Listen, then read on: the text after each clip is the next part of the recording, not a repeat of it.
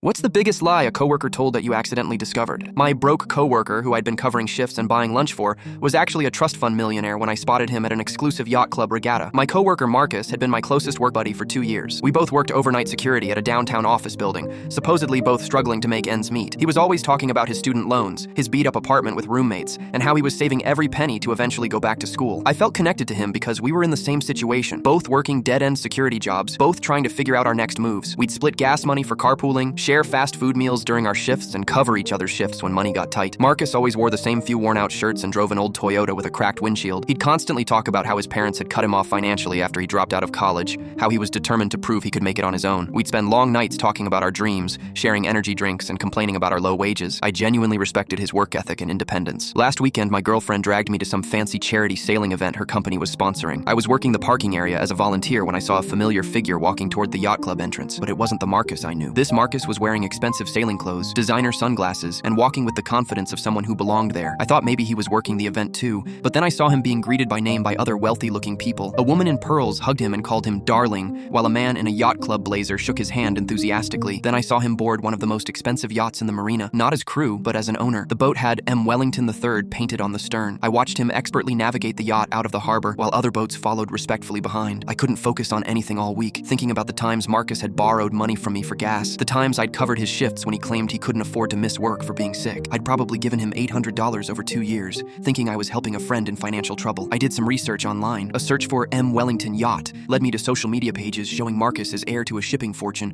posing at charity galas, polo matches, and private club events. His LinkedIn showed he wasn't even a struggling dropout. He was listed as investment manager, Wellington Maritime Holdings. I felt sick realizing how thoroughly I'd been manipulated. Every story about being broke, every time he'd let me buy his lunch, every shift I'd covered so he wouldn't lose pay while he was probably attending board meetings. I confronted him during our next shift. Marcus, I need to ask you something. Are you actually struggling financially? He looked puzzled. What do you mean? You know how tight things are for me. I showed him photos from the yacht club event on my phone. His face went completely pale. 2 years, Marcus. 2 years of lies. I've been lending you money while you own a yacht worth more than I'll earn in my lifetime. He tried explaining that he was learning about real work and wanted to understand how normal people live. He claimed he was going to tell me eventually that our friendship was genuine, even if his circumstances weren't. You borrowed lunch money from me while you own a shipping company. The worst part was learning from our supervisor that Marcus had specifically requested the night shift because it wouldn't interfere with his day job responsibilities. He'd been using our friendship as some kind of anthropological study. I ended the friendship immediately. Marcus tried texting me, saying I was overreacting and that his feelings were real. He offered to set me up with a better job now that everything was honest, which somehow made it even more insulting. I found out later from another guard that I wasn't Marcus's first experiment. He'd befriended several night shift workers over the years, always playing the same struggling young man role, collecting their sympathy and small financial contributions while studying working class culture.